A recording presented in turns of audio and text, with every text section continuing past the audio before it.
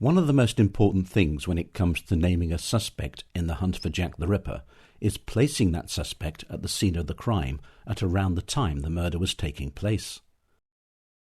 In this respect, several people who found the bodies of the various victims have been put forward as contenders for the mantle of having been Jack the Ripper in recent years. One person in particular who has found himself high up on the list of suspects is Charles Allen Lechmere. However, search the contemporary records on the case and you won't find any mention of Charles Lechmere. That is because in the police and press reports on the murders he was referred to as Charles Cross, and he is best known to students of the case as the man who found the body of Mary Nichols at between 3:40 a.m. and 3:45 a.m. on August the 31st, 1888. According to the oft-told account of what happened that morning, Charles Cross was on his way to work when he noticed something lying in a gateway on Bucks Row. Believing it to be a tarpaulin, he went to inspect it, but stopped in his tracks when he saw that it was in fact a woman lying on her back. As he stood in the middle of the road, he heard footsteps approaching from the direction he had come from, and on turning he saw another man, Robert Paul, walking towards him. He stopped him and told him to come and look at the woman. The two men approached her and stooped down to see if they could detect any signs of life. They couldn't, although Robert Paul, on touching her chest, thought he felt a slight movement, and he commented that she might still be alive. Robert Paul then suggested that they sit the woman up, but Charles Cross didn't want to touch her. At this point they both said that they were running late for work, so they pulled the woman's raised dress down over her knees and continued on their way, agreeing that they would tell the first policeman they encountered about their find. Continuing along Bucks Row, they turned right at its top and headed along what was then Baker's Row. Here they encountered Police Constable Jonas Misen, who was engaged in knocking people up, that is, waking those who had to be at work early. According to Misen, Cross told him that he was wanted by another policeman in Bucks Row, where there was a woman lying on her back. However, at the subsequent inquest, Charles Cross was adamant that he had not mentioned another police officer being present in Bucks Row because he hadn't seen one there. Whatever was said, once Cross and Paul had informed Misen about the woman, they continued on their way to their respective places of work. Shortly after Cross and Paul had left the gateway in which the woman was lying, Police Constable Neil had walked along Bucks Row on his beat, and he also noticed the woman. However, because he had the advantage of a lantern, he was able to see that she had obviously been murdered, and he raised the alarm. As a consequence of this, the majority of the newspapers over the next few days informed their readers that it was Constable Neil who had found the body. Indeed, he was even called as a witness on the first day of the inquest into her death, Saturday the 1st of September, suggesting that the initial official belief was also that he had been the finder of the body. But by this time, newspapers were reporting that two men had in fact found the body on their way to work, and over the course of the weekend, Cross was identified as the finder, with the result that at some stage over the next 2 days he received a coroner's summons to appear as a witness on the second day of the inquest into the death of Mary Nichols, which was due to take place on Monday the 3rd of September. He was the last witness to give evidence before the lunch break, appearing directly after P.C. Misen. It has to be said that the concrete facts about Charles Lechmere's involvement in the Jack the Ripper murders end with his being present at the site of the murder of Mary Nichols as the discoverer of her body, and anything linking him to the other Whitechapel murders is nothing more than supposition and speculation. But in the early 2000s it was discovered that Charles Allen Cross was in fact Charles Allen Lechmere, and that Cross had been the surname of his stepfather, a police constable by the name of Thomas Cross. This raised a red flag with some researchers, and they began building a case for Charles Lechmere as having been not only the perpetrator of the Jack the Ripper atrocities, but also of the wider series of Whitechapel murders, as well as of another series of murders that occurred around the time, the Thames Torso murders, and they began painting a picture of him as a cold-blooded, ruthless killer who delighted in playing a cat-and-mouse game with the Victorian authorities. However, the truth is that we know nothing about Charles Lechmere's personality, nothing about his feelings towards his father or stepfather, and nothing about his relationship with his mother, nor with his wife, or for that matter, with any members of his family. Attempts to depict him as a psychopath or to suggest that he had a domineering mother or that he may have been a frequent user of prostitutes are nothing more than conjecture. If there is a case for him to answer, then it must be based on established facts and not on surmise. Wanting to know more about the case for and against Charles Allen Lechmere, I approached Steve Blomer, the author of the e-book Inside Bucks Row, and a man who has spent many years researching and discussing the murder of Mary Nichols and the involvement of Charles Lechmere or Charles Cross in it. He consented to grant me an interview, and this is that interview. Well, I'm joined today by Steve Blomer, and Steve Blomer, has to be said, when it comes to Bucks Row and the murder of Mary Nichols, well, Steve, I think I'd be correct in saying that you are about the go-to guy for this, for Bucks Row. Thank you for saying that, Richard. I think there might be a couple who might disagree, but it's very nice that people do think that. Yeah, let's start with Bucks Row and why it's important to the Jack the Ripper case. So we're dealing here with somebody called Charles Cross. Charles Cross is the man who's walking to work along Bucks Row in the early hours of August 31st, 1888, and he discovers the body of the person who many people believe was the first Jack the Ripper victim, Mary Nichols. But search the records, official records for Charles Cross, and you won't find him, will you? So why would that be? Because Charles Cross is Cross is the name of his stepfather, who was Thomas Cross, who was a police officer, who was probably involved in a bigamous marriage to his mother. But there are some who dispute that, but I think the evidence is fairly clear that it was a bigamous marriage. Charles Lechmere, which was his birth name, was born in Soho in London. The family came from Hereford originally. Charles's own father left the family when they were quite young and left his mother to bring up the family on her own. I say he was born in Soho in London, seems to have spent the vast majority of his life in London, though you can never be certain if people travel around, sort of thing. In the 1861 census, he's listed as Charles Cross. This is almost, he's going to be very young at this stage. This is going to be an entry put in by his stepfather. Throughout his life, all his official documents list him as Charles Lechmere. That's school records, census, electoral register, births and deaths.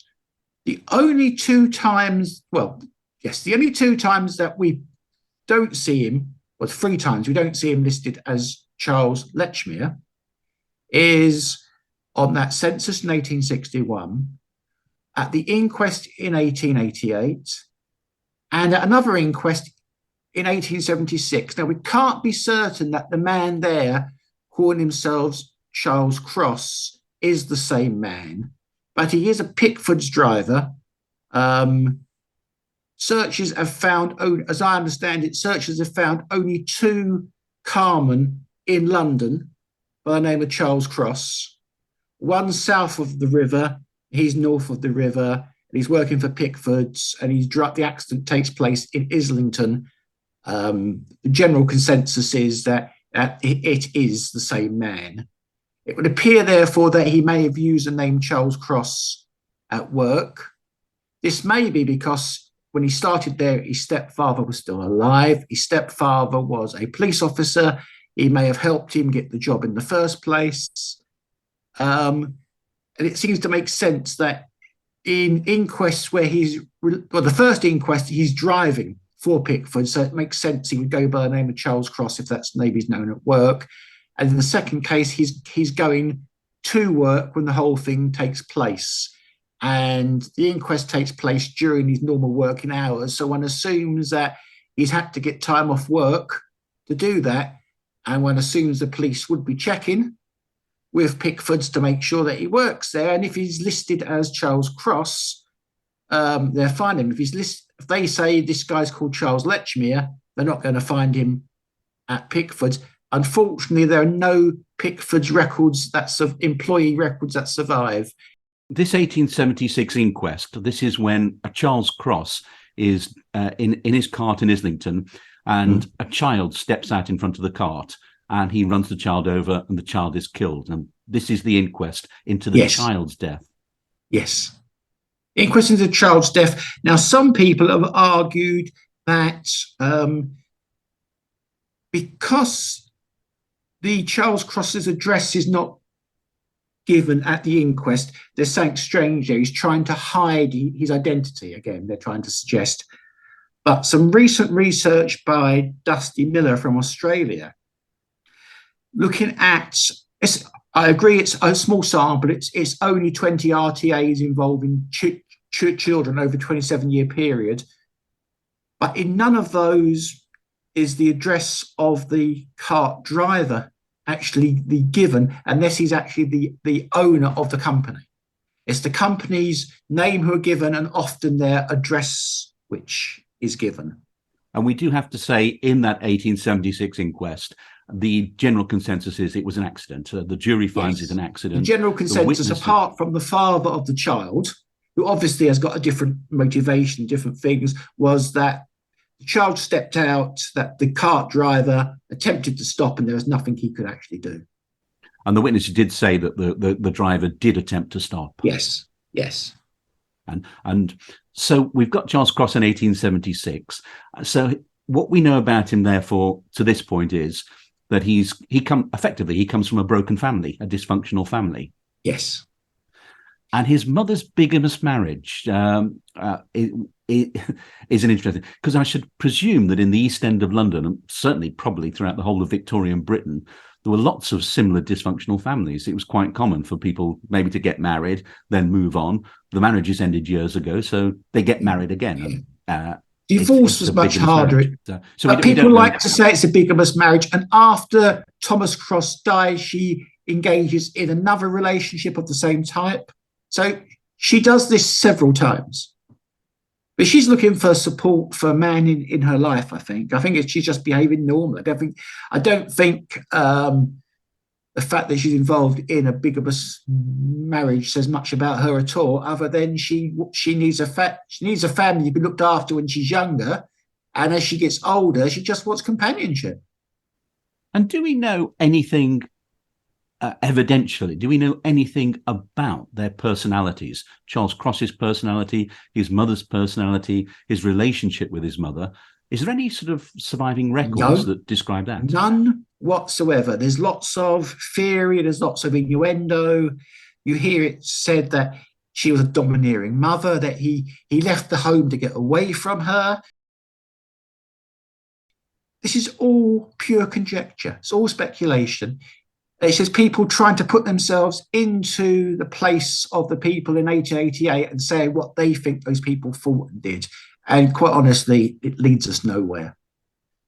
Unfortunately, such things do get presented on the internet, in YouTube videos sometimes, and people get the wrong impression. So he turns up as Charles Cross in the 1861 census. So how old would he have been in 1861? It depends on when the census was conducted. He was born on the 5th of October, 1849. So he's going to be around about 11 or 12, depending on the date it's done, basically. So at this time, his mother was living with Thomas Cross, the police officer? Yes. He gave his name to his stepson, basically. And in the census... In the 1861 census, it doesn't appear that it was ever officially done or anything. It was just entered on the 1861 census as Charles Allen Cross rather than Charles Allen Lechmere. And the person who would have done that, who would have entered it, would have been the head of the household. Yes, which would have been his stepfather, Thomas Cross. On all other censuses, he appears as Charles Allen Lechmere. So by the time he's in his 20s, and obviously filling it out himself. He's using Lechmere in all official records.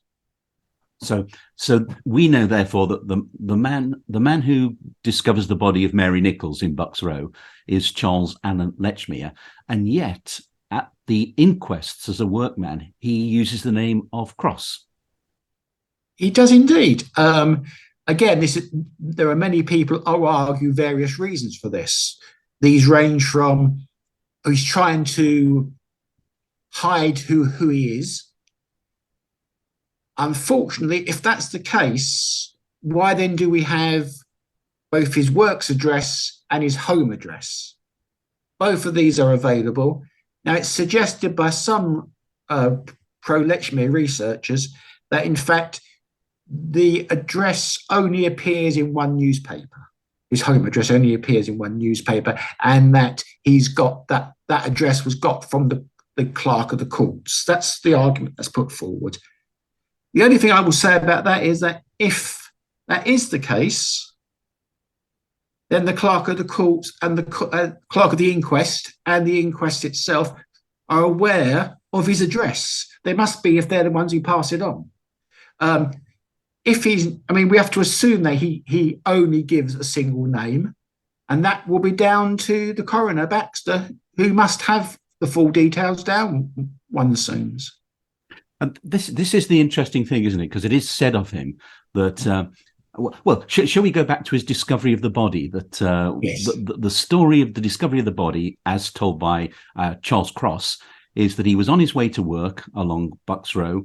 He'd left home around 3:30 in the morning. Wasn't an exact timing, but he said around 3:30 in the morning. Yes. He's walking along Bucks Row, and as he's passing a gateway towards the end of the first section on the left, he sees something lying in the gateway, and he thinks that something is a tarpaulin. And he's a carman or a carter or a delivery driver. He would be a white van man today. So he goes towards it to inspect it, and he discovers it's the body of a woman. Is that's more or less what happened, according to him? That's more or less what happens according to him. He says he crosses into the middle of the road. He doesn't go right up to the body at that stage. That's what he says. And if we actually look at Robert Paul says, Robert Paul only sees him in the middle of the road. Robert Paul doesn't see him over the body at all. But basically, get back to your point about 3:30. Yeah, majority of papers, reports, because we don't have the actual inquest reports, majority of press reports say about 3:30. I looked at 10 press reports in London, and 6 said about 3:30. 2 said at 3:30, and 2 more, strangely enough, said 3:20. But these 2 newspapers also both say that he starts work at 4 o'clock. It sounds like they may be using the common source, and I would suggest this is more likely to be a typo than anything else. Some people have tried to argue that what's being said is that he normally leaves home at 3:20. Well, that's not mentioned anywhere. That's a modern day assumption and speculation. He doesn't say he normally leaves home at 3:20 and he's running late that day. This is another point. It's often said that he's running late that day. Well, actually, he only says he's running late after the exchange he has with Robert Paul over the body of Mary Ann Nichols. There's no mention that he's running late in the reports before that place in the timeline. It's only at that point in the timeline, when they've examined the body and they're about to move on, he says that he's running late himself. So the discovery of the body is what's made him late. That's what it says. That's what it says. People have speculated that he's actually running late anyway, but it doesn't actually say that. So again, so much of this, Richard, is speculation. So much is speculation and interpretation. And if we look at what he says he leaves home at about 3:30. The route he takes is not quite 100% clear. Some of the reports give routes that don't exist, or routes that would take 10 minutes to actually get 10, 15 minutes to actually get down to Bucks Row. It's probable that he takes a fairly straightforward route, one of 2 probably, which get him to Bucks Row in around anywhere between 6.5 and 7.5 minutes, depending on just how fast he's walking. He almost certainly goes past the bottom of Foster Street, which is where Robert Poole lives. People argue Robert Poole should have seen him. Literally, he just walks across. Unless Robert Poole comes out at the exact moment he's walking across, Robert Poole won't see him. Robert Poole will then also, when he comes out of his house and looks down Foster Street, he's almost opposite the Bath Street entrance to the Albion Brewery. This was quite brightly lit, we're told. So he's coming from dark in his home into bright lights. When he gets to the bottom of Foster Street, he's turning away from that bright light as he crosses the road into Bucks Row. His night vision is going to be all over the place, quite honestly. He's gone from dark, or possibly quite dark in his home, to quite light, very light, then back to dark in the matter of a couple of minutes, basically. I don't think it's any surprise that he doesn't actually see anyone in front of him. I think this is the other point as well that is worth making, because when we look on it now, we are using hindsight. Robert Poole is effectively walking into the future. He doesn't know what's about to be discovered, nor does Charles Cross for that matter. But Robert Poole in particular doesn't know what's going on. Charles Cross doesn't know what's going to happen. We look back now and say, well, they found the body of Jack the Ripper's supposed first victim, Mary Nichols. So why didn't they see this? Why weren't they looking for this? But of course, I've tried this experiment myself when I'm walking down the street. How many people do I notice walking ahead of me? How many people do I take notice of? Mostly, I'm just intent on getting to the tube station so I can get into London, or getting home because it's a cold night. Especially when it's dark. I mean, where I'm living at present, lighting is not fantastic up here after dark in the outskirts of Glasgow where I actually live. And I've got a park next door to me, which has got a few lights in there, but it's probably no better lit than Bucks Row was. And you can miss people no more than 30, 40 yards ahead of you if they're walking in a straight line and they're not moving into where the light's prevailing from. Now, an interesting point is that this morning I was just looking on Facebook. There's some really nice photos looking back down Bucks Row from the western end towards the east, and it's really bright. You can see everyone. It's a nighttime shot. It's really bright. This lighting doesn't compare to what it was then. I have a shot taken last year before all the street lighting in Bucks Row was back on,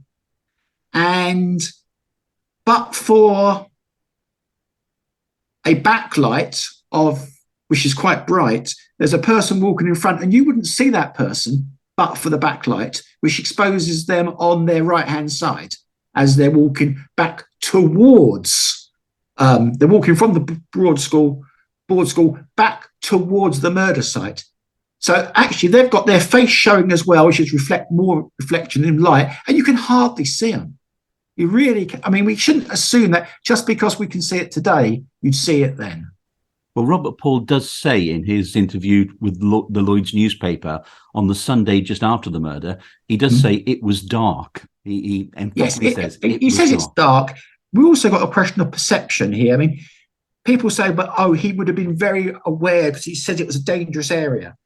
If you read what he says, he talks about, Robert Poole says that as he saw Lechmere in the middle of the road, and Lechmere turned towards him slightly, he was concerned because that location was known for people being mugged and hit. To me, that reads as when he says that location, he's talking about the actual spot outside Brown's Yard, not Bucks Row itself. If Bucks Row is as dangerous as he says, he could very easily just go the few yards further on south and go along Winthrop, where you have the slaughterhouse with lights on, and it's,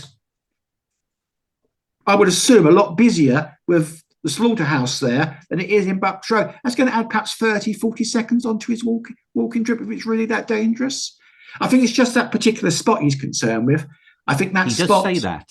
Yeah, he does say, his exact quote was, few people like to come up and down here without being on their guard because there are such terrible gangs about.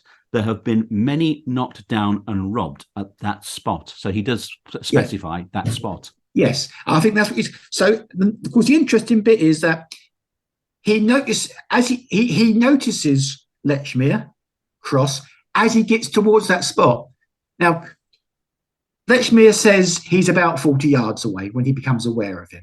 But Lechmere says he's moved from the pavement into the middle of the road. He's slowed down, he's stopped. So we've got to allow for the fact that Paul will be slightly further than that away if he was walking at normal speed. So add another 10 yards on. I would have thought that Robert Paul is probably a minimum of 50 yards behind him. And it's as he's getting towards that spot, he's getting closer to the actual spot where people are knocked down. That's when Robert Paul starts to become aware of what's going on, because he switches on, I would suggest. Others will disagree, but that's my take on it. As he gets closer, he switches on. At the same moment, Lechmere crosses from the dark by the buildings more into the middle of the street, where his silhouette is much more obvious. So Lechmere isn't over the body. There are saying that Paul said that he was where the woman was. Well, in the Lloyd's account, he says where the woman was, but that's open to interpretation because, well, to put it this way, at that point, Paul hasn't seen the body at all. So when he says where the woman was, it's a retrospective assessment of where he was. Does he mean he was over? Does he mean he was right over the body, or does he mean he was roughly in the same line as the body was? I think we get a better view from the inquest testimony when he says that he's in the middle of the road. The road's 8 yards wide, means that if he's in the middle of the road, let's say he's got 2 or 3 yards either side of him at least, possibly slightly more. He's not over the body, contrary to what is shown in at least one well-known documentary. He's not crouched over the body. He's not kneeling over the body. Now, I know that the makers of that documentary do say, oh, it's just meant to give an idea. It's not meant to represent what really happened. But it's an audio-visual medium. If you portray someone kneeling over the body, most people aren't going to pay too much attention to the comments that this is not meant to be what really happened. People are going to see that. The number of people I have had to explain to that that's actually not what happened. So many times you have people say to you, but he was seen kneeling over the body, and you have to explain, no, he wasn't. And then you say, well, why does the documentary say that? And then you have to give them the quotes, both sets of quotes, which is the only fair thing to do. No, nothing says he's kneeling over the body. And he does say, doesn't he? He does say in the Lloyd's article on the Sunday where the woman was, and then in the inquest, he specifically states in the middle of the road. Middle of the road. So I think I would suggest, this is my take, when he says where the woman was, he's talking about roughly in line with where she was, not standing right over her. But again, that's another one of these bits we can all speculate, we can all disagree or agree on that. Yeah, and we should say actually that people want the other view. The best book on it is Cutting Point by Krista. Yes, Krista Holmgren's. I always suggest to people that if they really want to study Bucks Row murder properly, they should read both Krista's book and my book, then compare and contrast both of them.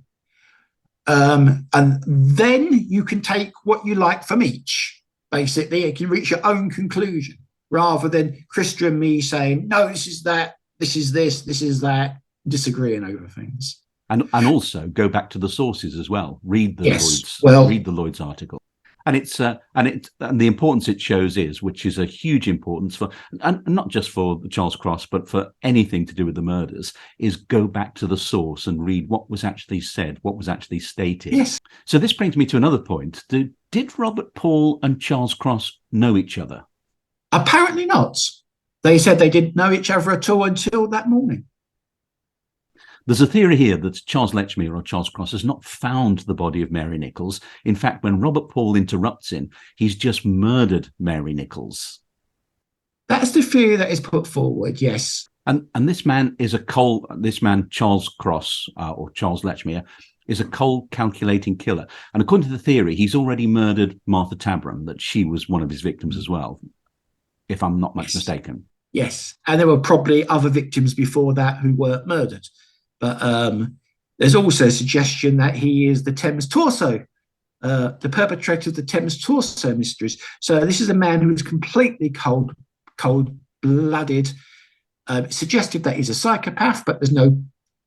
The killer might well be a psychopath, but it's suggested that Charles Lechmere is a psychopath, but there's no evidence of that. It goes on, the killer is a psychopath, Lechmere is the killer, therefore Lechmere is a psychopath. It's really a circular argument. So if he is such a cold-blooded killer, he was obviously killed before, he's going to go on and commit some horrible murders. So he is a ruthless, cold-blooded killer. According to Robert Paul, there was nobody else about. So why didn't he just murder Robert Paul? Because apparently psychopaths like to play games. So although we would have thought that, yeah, he's just going to kill the witness, he wants to play games and just sort of like eke it all out and show he's superior. Because what this does miss out is the other claim that there's no easy escape routes.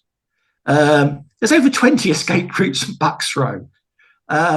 Agreed, there's nothing. Well, I was going to say there's nothing before you get to the board school, but actually, he could have gone into either Brown's Yard or he could have gone into the yard at Essex Wharf.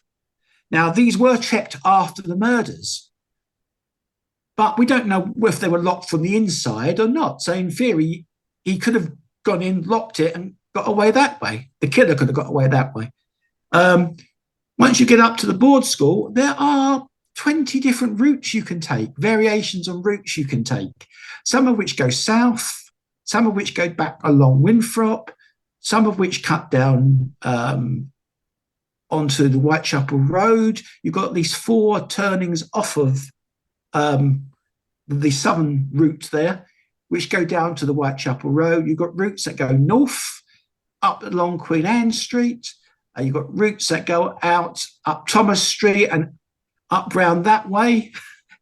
There's numerous escape routes. He could have walked out. And the point is that he says that he's around 40 yards in front of Robert Paul when he first sees him.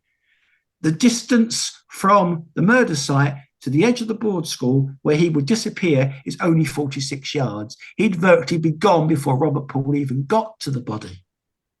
That's walking, not running. If he just walks away at a quick pace, he's gone before Robert Paul even realises what's going on. Robert Paul can shout as much as he wants, but the killer would just be out of sight and gone onto, if that's the case, probably onto the Whitechapel Road. But we don't know.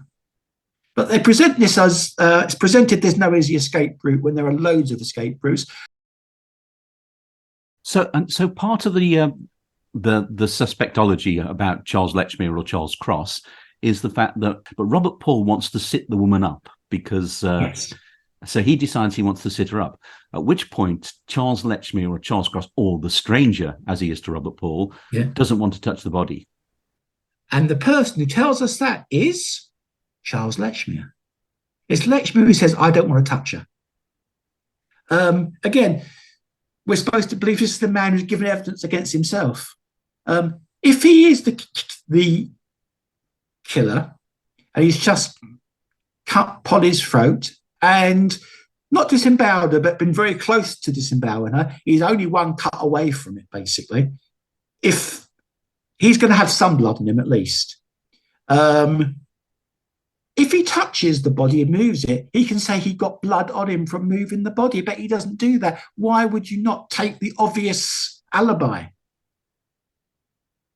That's it. I mean, we've got 2 men here who come up to the body, they find it, and then they proceed on down the road. Robert Paul, having said he thinks he detects a breath or a heartbeat, then later on in various accounts, he says the woman's been dead for ages. No one's patrolled the streets for ages. She's been there, she's cold, she's dead.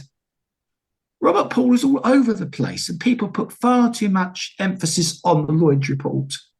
My view of the Lloyd's... doesn't he? He does say she was cold and she'd been dead for a long time. Yes, and he complains that the police haven't been round there. Yeah, he said you don't. Robert Poole to me is somebody who wants his 15 minutes of fame. He gives quotes on the Saturday after the first day's inquest, in which he says, "I don't care what PC Nichols says, we found the body first." So he's not hiding away. Either Lloyds have come to find him at his home, or he's gone to find Lloyds to give a second statement. So this is what Paul and Cross do, or Cross and Paul do.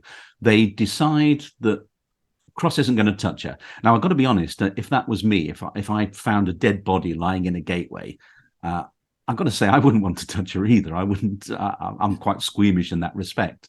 So that seemed to me quite a natural reaction. And I think Lechmere is not clear she's dead or not, because when he gets down to his account, when he gets down to Misen, is that she's either dead or dead drunk. So he's not certain. They haven't seen any blood at all because it is very, very dark. Yeah. And Paul actually says that, doesn't he? I didn't see the blood because it was so dark. Yeah. And contrary to other myths, these myths tend to be based on the doctor's comment that there was basically a glass full of blood in the gutter. He didn't take account of the fact that her clothing around her neck and shoulders was saturated, sodden with blood. There were clots between the various layers of clothing. She'd bled out through her neck wound, basically, for that amount of blood to be there. It just didn't show, and unfortunately, I don't think the doctor was that good. That's my personal view.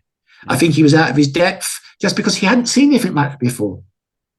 And the police certainly didn't really notice the blood that much until they lifted her onto the ambulance and found her clothes had soaked a lot of it. When she's lifted onto the ambulance, they notice there's a small pool of blood under her back where she'd been laying. Her lower back, basically where her legs were. And they also, at that stage, there's some debate about at what stage in proceedings Misen makes a comment that he sees fresh flowing blood.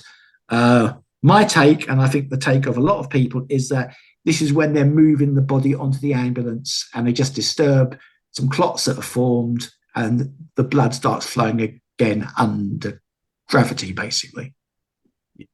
There's very little blood. There's no blood trail from her, really. There may be a couple of little drops as they put her onto the ambulance. And it's possible that some just runs down off a sleeve or something, because there's a couple of little drops, but we're talking about little drops. No evidence that she was ever moved there or anything. So they leave the scene, and then they found PC Misen or PC Misen. They find him on Baker's Road, which is now part of Valence Road. Yeah. And they tell him what they've seen. And then there's a dispute, isn't there, over exactly what Lechmere or Cross, what he actually told Misen or Misen. Well, Cross says, I told him he's needed in Bucks Row. There's a woman lying there on her back in Bucks Row. She's either dead or dead drunk, and he's needed there. Paul sort of confirms that, but people try and argue that Paul actually doesn't hear what's being said because he's out of earshot. This again is speculation. I don't think there's any evidence to suggest that at all. It's people's reading of words. So, people read in company as not meaning in close company. And then anyway, Misen then's at the inquest on the Monday morning, Misen says, I was told another police officer wanted me in Bucks Row. Now, what's interesting is that at the inquest, Lechmere is asked, did you tell him this? Lechmere says no. And we hear no more about it. You'd have thought the police would want to get to the bottom of that. But no, nothing else is said about that on that day. On the 17th, when Robert Poole appears, you'd think they'd ask him then about it. But no, again, there's no questions asked about it.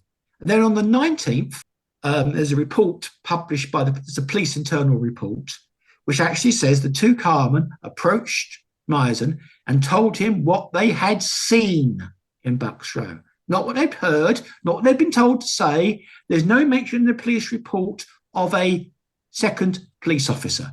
Not even a mention that Misen claimed there was a second police officer, that he'd been told to a police officer. That's completely erased from the police record.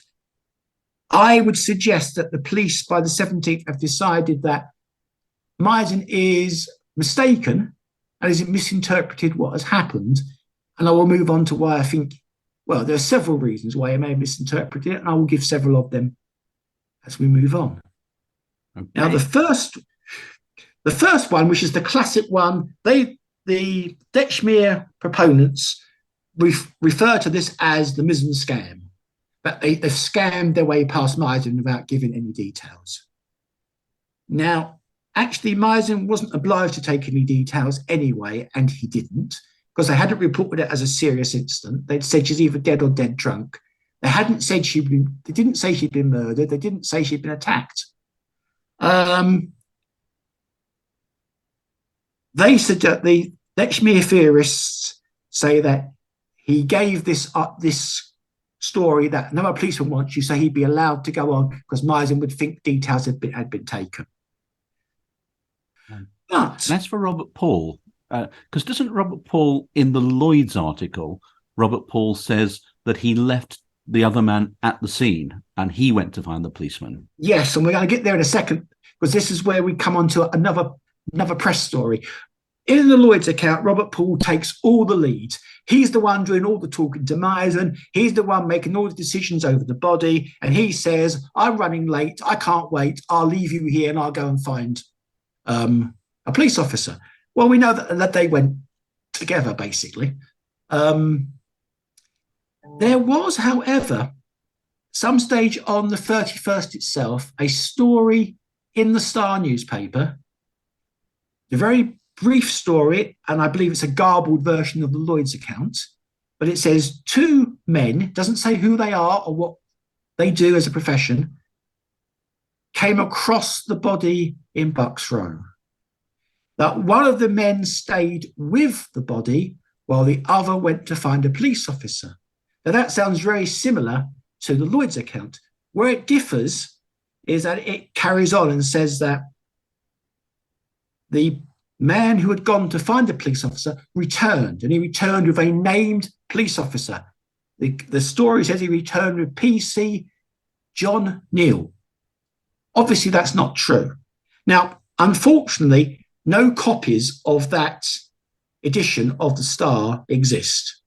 The only reason we know it happened is because the next day, several regional newspapers, including the Shields Daily Gazette and the Edinburgh Evening News, all carry versions of this story. Now, that to me suggests that at some stage there's been a garbled, overheard, possibly, account heard by the Star, who put it into a couple of editions, and then for some reason it's withdrawn from probably the later editions. We don't know why it's withdrawn, but it's withdrawn, probably because they realise that it's actually very garbled and incorrect.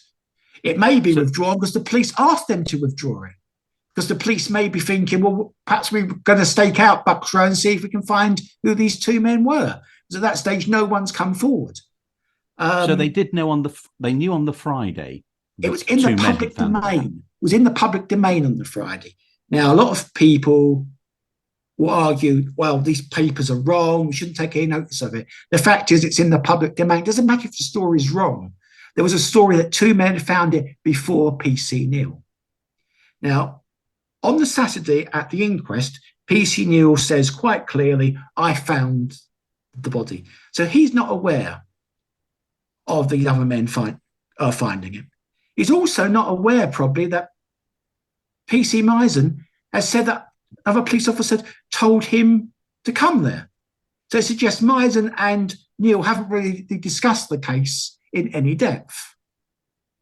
We then have, as I said earlier, after the inquest on the Saturday, we have Robert Paul appearing again in the Lloyd's newspaper, stating I don't care what PC Neal said in his testimony. We found the body, and I stick by my testimony. The murder takes place on the Friday. First day of the inquest is on the Saturday. So that afternoon, we assume, afternoon, early evening, Robert Poole speaks to Lloyds a second time, because he originally gave them the first story on the Friday. He speaks to them a second time and he says, I don't care what people say, we found it, not Neil.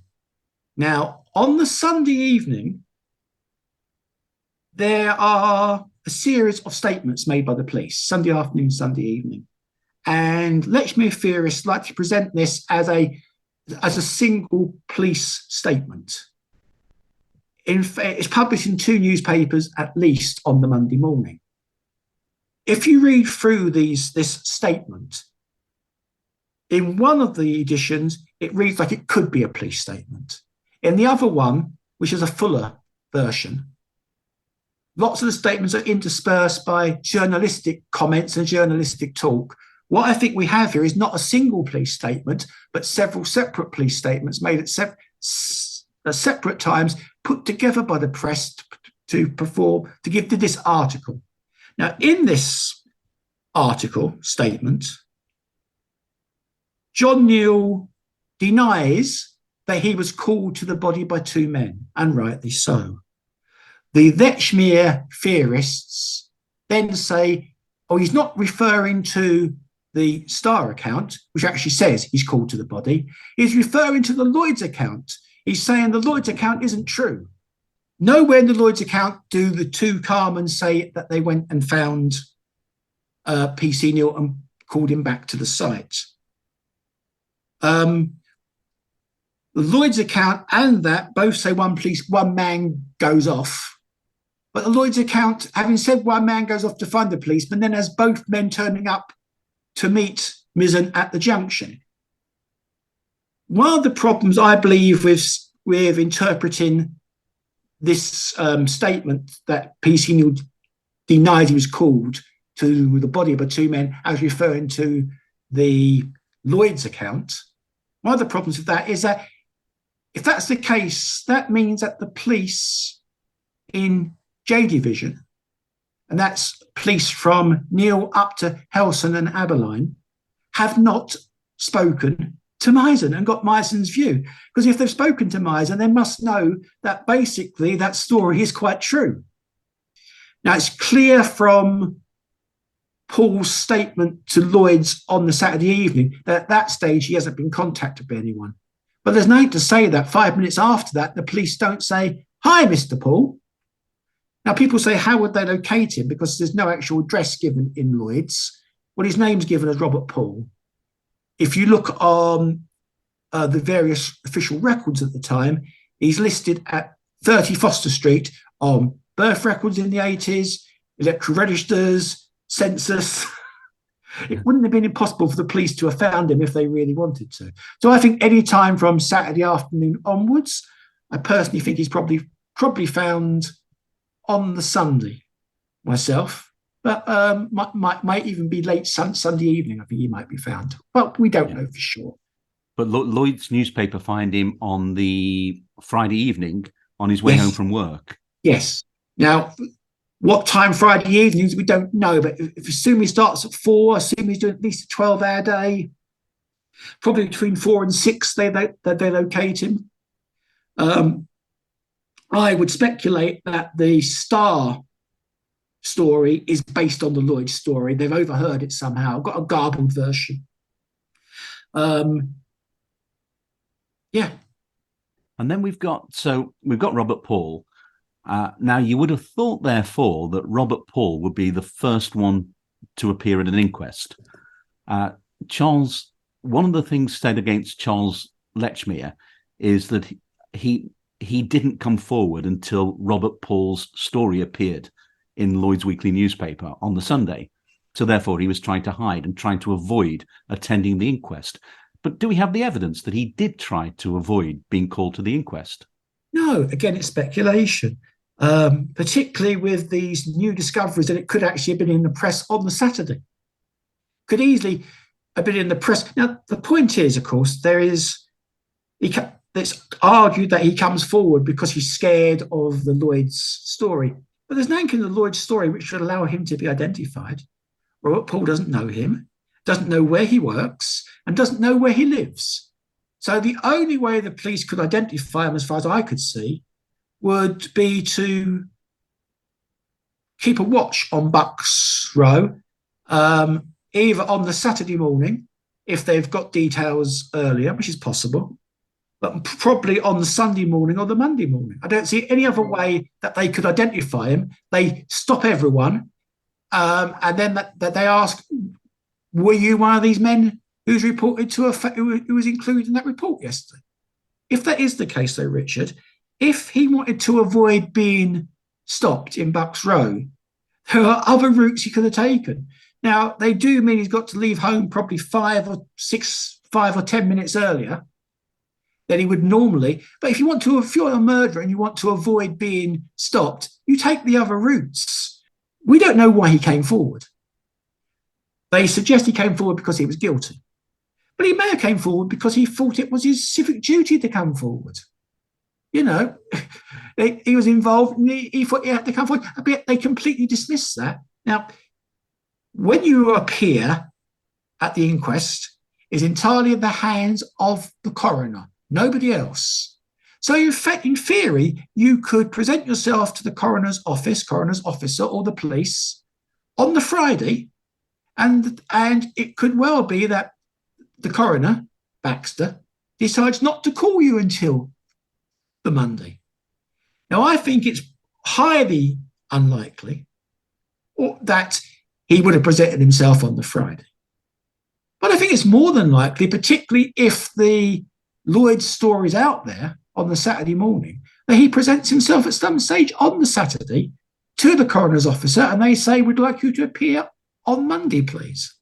Well, this is the point, isn't it? Because there's a misconception about an inquest that the fact he's avoiding the inquest is because, and it's almost as though the inquest should be his trial, but it's not. An inquest is there to establish the cause of death, time of death, and if it has been a murder and they know who the murderer was, or think they know point the finger at the murderer and say, which what we don't have. I mean, we have.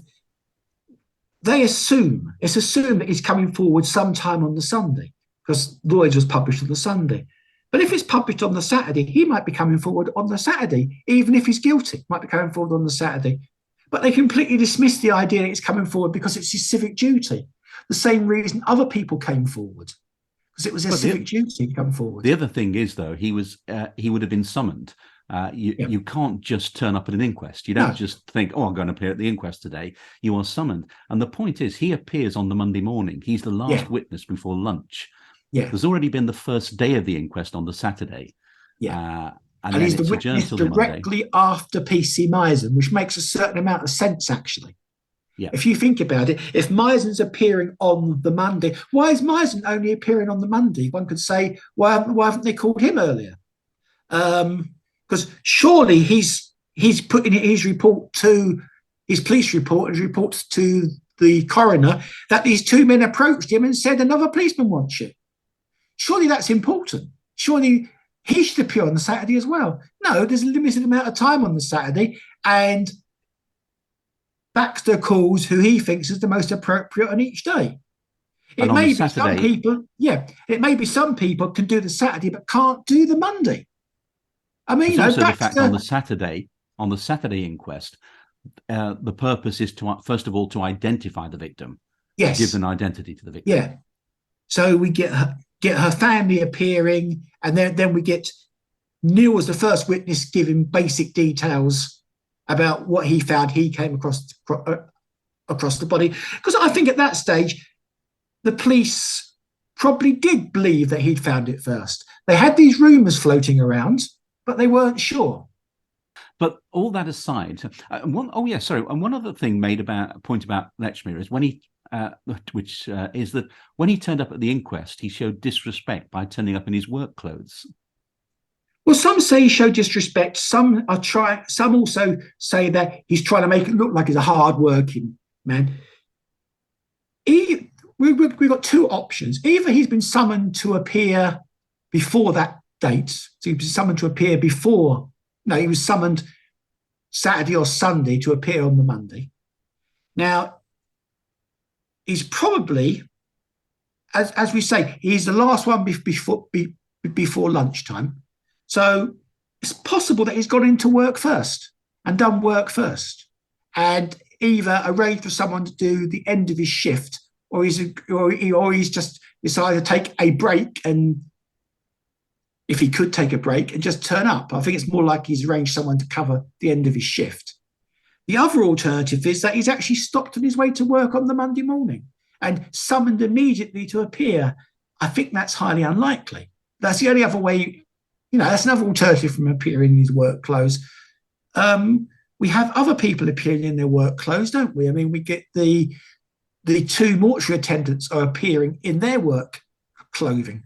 The police are appearing in their work clothing. Why shouldn't he appear in his? Well, it's an interesting thing about Wyn Edwin Baxter, in several inquests, not just the Jack the Ripper murder inquest, but in several inquests, makes the point that inquest witnesses don't get any recompense. So if they appear at an inquest, they're losing a day's work. And of course, to a lot of people in that area, a day's work was a lot of money to lose. I think it's quite possible that he was stopped that morning, which I think is the most unlikely option, and therefore he was dressed for work and he lost a day's pay, or he had gone into work at 4 o'clock and he'd worked up until 10 o'clock, done a 6-hour shift. He loses something, but he doesn't lose all of it. Yeah. So, all that aside, though, the one thing we can say with any suspect, and is that the first thing you must be able to do about a suspect is put them in the area and put them at the scene of the crime. And there's no doubt about it, we can put Charles Cross or Charles Lechmere in the area, and we can certainly place him at the scene of Mary Nichols' murder. Oh, yes, he's a viable suspect. I mean, I actually go out of my way sometimes to challenge people who say he's not a serious suspect, we shouldn't be talking about him at all. Yes, we should. He's a viable suspect. He lives in the area. As far as we know, he's available for all of the murders, as far as we know, in that he's in the area. The TODs and some of them suggest that he might be at work when the murders take place, but that's a different argument. He's the first person to come across the body of Mary Ann Nichols, even if it's only by 40 or 50 yards. He's the first person to come across it. Of course, you can't dismiss him. And I don't dismiss him, but I don't think he's a particularly strong suspect. Yeah, we can certainly place him at Mary Nichols' murder. But then we come to the other murders, and there's no official documentation, there's no reports in newspapers, there's no reports at inquests that Charles Cross or Charles Lechmere was present at any of the other murder sites. No, well, let's look at the timings. Let's look at the other murder sites. Let's look at the other C5 for a start. Annie Chapman. So we have 3 witnesses who place it between Richardson sitting in the backyard and not noticing the body next to him. We have Mrs. Long seeing someone outside, 29, and we have Kadosh going to the toilet. The doctor gets there at 6:30 to examine it. And Dr. then Phillips does several things I find odd from our own professional standpoint. He claims that the injuries would take a vast amount of time. And I believe that he's talking about recovery surgery, how long it would take him to do that from a surgical point of view. I don't think he's quite grasped really what's gone on. He's talking about it from a professional point of view, not from just go in there and cut and then he gives a timing. He says the murder probably took place 2 hours at least earlier. And he bases this on rigor mortis and on touch, on how cold the body feels.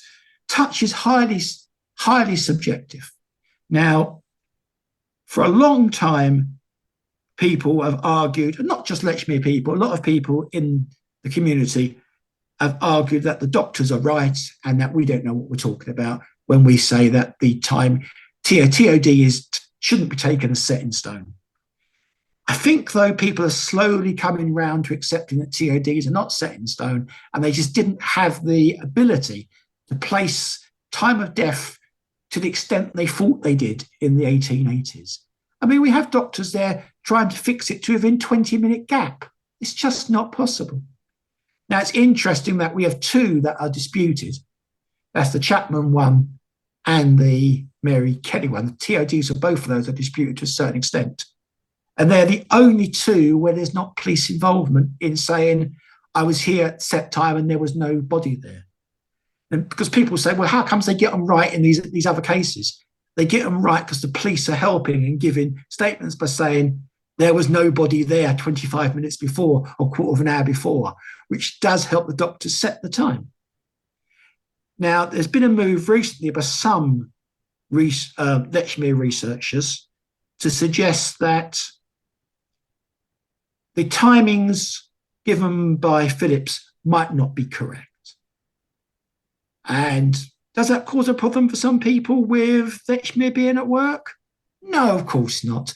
What they suggest is that he went to work, started work, drove his car around, parked it up, walked up to Hanbury Street and killed Annie Chapman.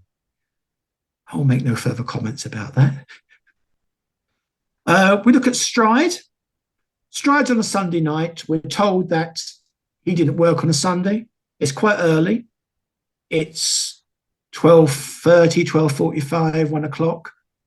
And we're told that, oh, his mother lived very close by. So he's probably going to or coming from his mother's. Yes, it's an interesting theory, but there's no evidence for it whatsoever. So the evidence is that the murders, the further murders took place on his route to work at a time he would have been on his way to work, although we don't actually know what his way to work was. No, we don't, because we don't know exact, because there are many routes.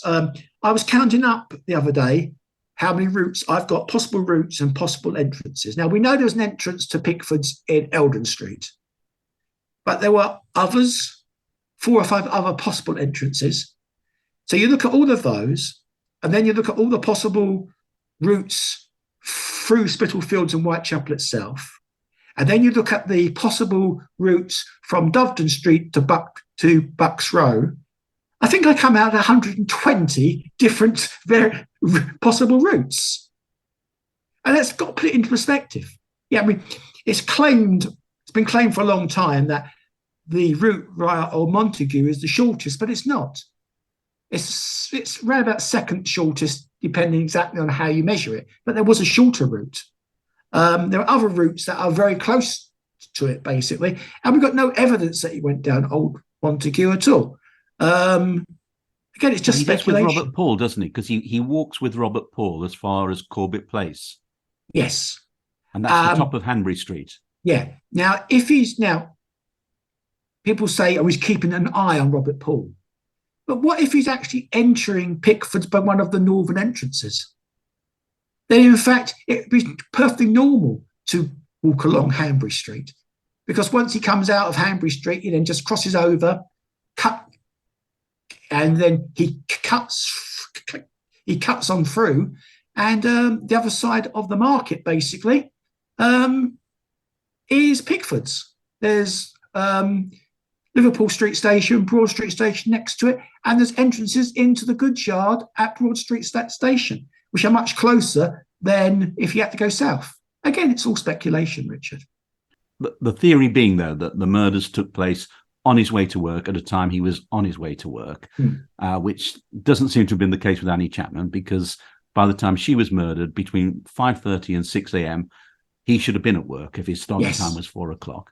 But it also doesn't account for Elizabeth Stride, who's nowhere near his journey to work. No, his mother lived. Well, Stride's supposed to be when he's going to his mother's, who lives fairly close by.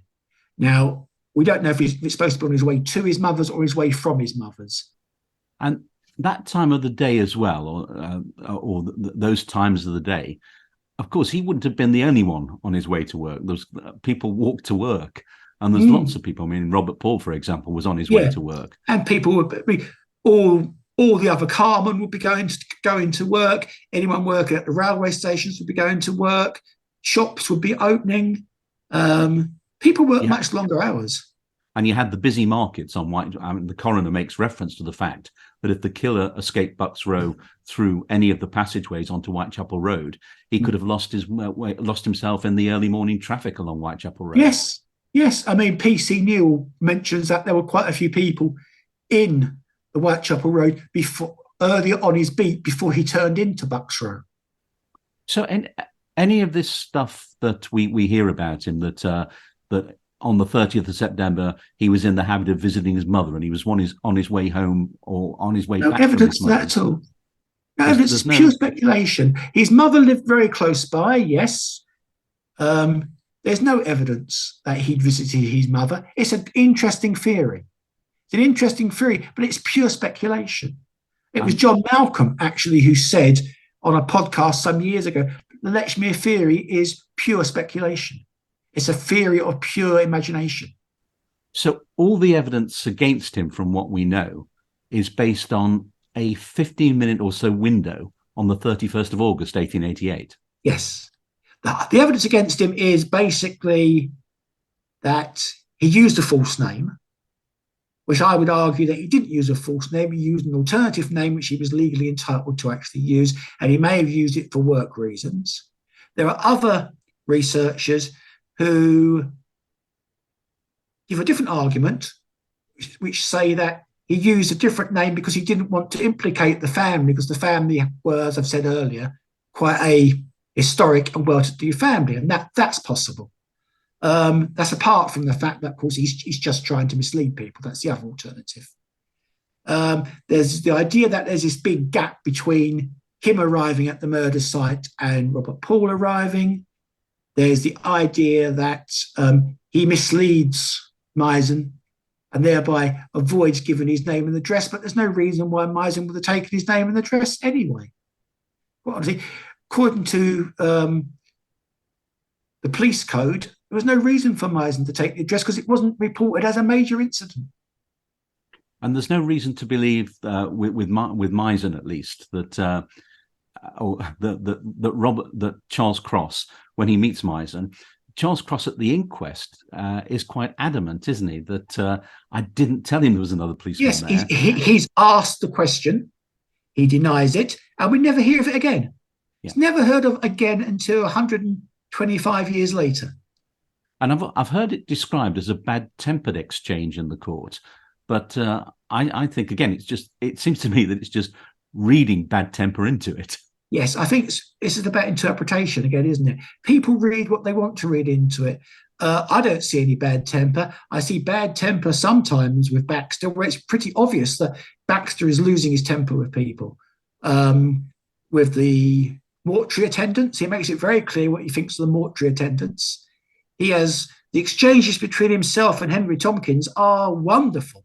There's contempt on both sides there, which may be related to the fact that Baxter had sat on the inquest for Tompkins' father and had been less than complimentary about his father at that inquest. So there's a possible personal history there.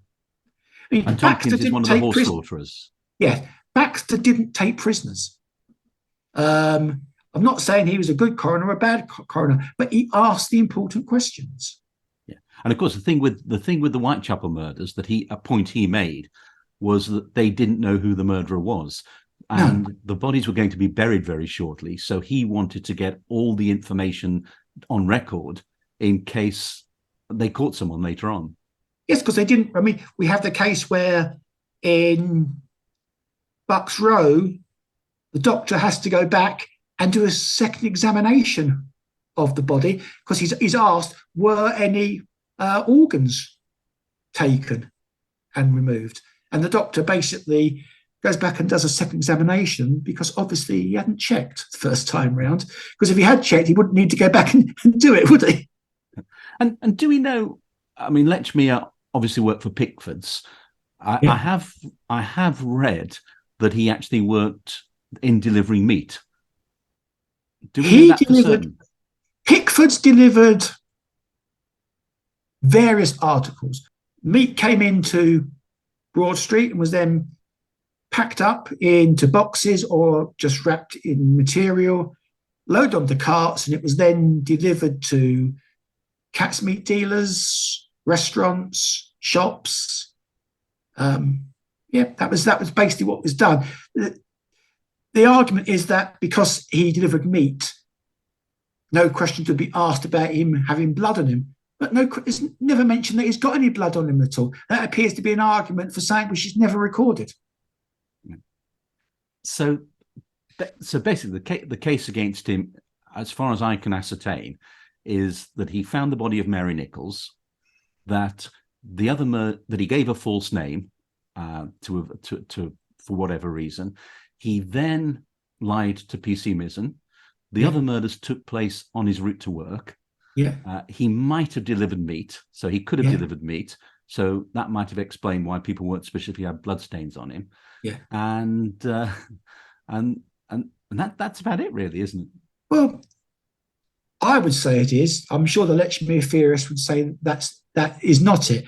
I mean, if you watch the recent videos that some of them have put out, they talk about 20, 30, 40 red flags in total between the various videos, pointing out that this is why he may have done something. I don't see it personally, but then we all have our own views. And then the other thing, the one thing I forgot to mention in that list was that he was an ordinary person, and often serial killers turn out to be ordinary people. Yes. If we look at the points, if we look at the points that you did raise there, he finds the body on the way to work. Well, somebody's got to find it on the way to work. He gives a false name. Well, I would argue he didn't give a false name at the inquest. He lies to PC Mizzen. I don't think he did lie to PC Mizzen. I think there was a misunderstanding. The routes may have been, the murder sites may have been on routes he may have used to go to work. We can't say they definitely were. They may have been. The fact that he lives in the east and he works in the west, he's going to go across where the murder sites were, because all the murders took place between his home and where he worked. So he's going to go past them one way or another, no matter what. So did thousands of other people. And do we know what he looked like? We have a photograph from later life, and that's it. It's him in later life. It's in a garden. Just a photograph. So you say later life, so that suggests he had a later life. So what did he do after the murders? Well, he left Pickfords. He ran several businesses himself. He died at the age of 71 on the 23rd of December 1920, and he left an estate of £262. And he's buried in Tower Hamlets Cemetery, I believe, as well. I believe so, yes. Yeah, and he's not buried with his wife. What I'm getting at is what was the state of the marriage? We don't know the state of the marriage. We don't know why he's buried the way he's buried. Might have been to save some cash. We just don't know, Richard. Lots of speculation, lots of ideas, very few hard facts. And so I always like to put myself in this position when it comes to any suspect, because I honestly believe there's the vast majority of suspects. There's very little evidence that we've got today, hardly any. It's got to be all, and since we haven't got the evidence and we can't look at the evidence, and since there's no chance now that we're going to be able to look at someone and say, oh yeah, let's see you, where were you on this night? Yeah, we're not going to get that evidence. So speculation, there's a huge amount of speculation. So what I'd like to do is put myself in the position. Let's just imagine for a minute that Charles Allen Lechmere has been arrested. They've caught him, they've got him, they've charged him. So now he's been charged. He's entitled, as everybody's entitled, to a fair trial, a criminal trial, to be judged guilty or innocent by a panel of his peers. And that panel of peers, that jury, are going to judge his innocence or his guilt beyond reasonable doubt. So they've got to prove he's guilty beyond reasonable doubt. So what I've heard so far on him is he's on his way to work. He finds a body. Fair enough. We can place him at the scene of the crime. Yeah. He then gives a different name. It's Yeah. not a false name. It's a name he's gone under before. It's a Yeah. name he's appeared in an inquest bit before. Yeah. He has an argument with the police officer over exactly what was said. Yeah. And I'm not now sure I'd say an argument, a disagreement. a disagreement. An argument, yeah. Yeah. An But there's argument sounds stronger. They and it's not disagree even a about what's disagreement, said. really. It's both they're both Yeah. saying that different things were said at the time. Yeah. Which again, so either way, so that's the case there. And then the rest of the murders take place on his route to work at a time he might have been going to work. Yes. Or should I say a possible route to work? Possible route to work at times and the timings again. The timings in the Mary Kelly case to a lesser extent, and particularly in Chapman, argue against it being on his way to work. They tend to suggest later time. So he'd already be at work. And the Elizabeth Stride murder took place close to where his mother lived. Yes. So, and the Eddowes murder apparently is on a route he might have used from his mother's to Pickfords up until the time he moved to Dubden Street a few months before. And that's a route he might have used, not one he would have used. And it's not an exact route because the exact routes don't go through Mitre Square. And this is the case, obviously what we've just outlined there would be the case for the prosecution. The defending barrister, or KC, or as it was until recently, QC, the defending barrister would have brought all that information up, that it's, lots of other people are on their way to work. And we may actually have had witnesses. He may have had witnesses and alibis for some of those murders. We don't know. He may well have had someone who could say that on the time that he's supposed to have killed Elizabeth Stride, he was actually somewhere else. We might have his family turn around and might have said, no, he was at home here with us. Or it could be he was with some friends. Or he may have been at his mother's and he might have been there from, say, 10 o'clock in the evening till 2 o'clock in the morning. He may well have had witnesses and alibis. We don't know. And his character, he's from a dysfunctional family. Obviously, he had a domineering mother. Did he? Exactly. He's no more dysfunctional than many other families. And the idea that his mother's domineering is, again, speculation. It's imagination. He resented his stepfather. No proof of that whatsoever. So here I am sitting on the jury. I've heard the case for the prosecution. I've heard the case for the defence. And then members of the jury, will you retire and consider your verdict? And remember, it's got to be beyond reasonable doubt. It's got to be based on the facts. It can't be speculation. I think the jury can only come to one conclusion. That's not guilty. And the fact that I don't see how they could possibly find him guilty of anything. And the fact other than being in the wrong place at the wrong time. Yeah. Coming back to this point where people often say, well, it's obvious because he's an ordinary person, and it's always an ordinary person. It's always someone who fits in. But of course, there's been a lot of ordinary people. There's been some horrible murder cases lately. I won't go into any because I don't know. I don't want to libel anybody. But there have been several cases where a murder has taken place, and the court of public opinion straight away has jumped on the bandwagon and accused somebody of being the murderer, and that person is completely innocent. So I think there's the danger because, all right, Lechmere has been long dead. So obviously it's not going to damage him so much, but still, even by naming him on such scant evidence, you are possibly putting a man really destroying the reputation of a man who might have been a completely innocent man, based on very little else but speculation and opinion. I think that's what happens in this case. People will just jump on the bandwagon and name people. We really do know nothing about Charles Allen Lechmere, do we? We know nothing about him. We don't know what sort of person he was. We don't know. Was he a bloke you could have a drink with down the pub? Was he gentle to his wife? Did he resent his mother? These are all the great unknowns. We have no idea at all about him. All we know is that he found that body at approximately 3:40-ish. Let's say he found it between 3:40 and 3:45 GMT. He carried on to work. He walked that way with another man, Robert Paul. They spoke to a police officer, and that's it. That's all we know about him, apart from the fact he had a large family.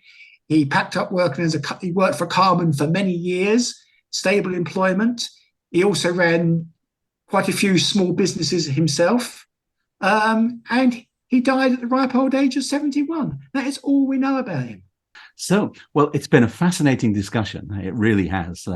I mean, no doubt that there's lots of people who would say, well, it's obvious that Charles Allen Lechmere was Jack the Ripper. And I would urge people to read Inside Bucks Row, and I'll put a link to it down in the description below. I would urge people to read Krista's book as well, Cutting Point, and I'll put a link to that in the description down below. And I'd urge people also to go back to source, go back to the actual Lloyd's newspaper, go back to the newspaper inquest testimonies as published in the newspapers, and just draw conclusions, but base it on source, not on speculation. Yeah. Well, Steve, it's been great talking to you. Thanks so much for your time, and all the very best. Thank you, Richard.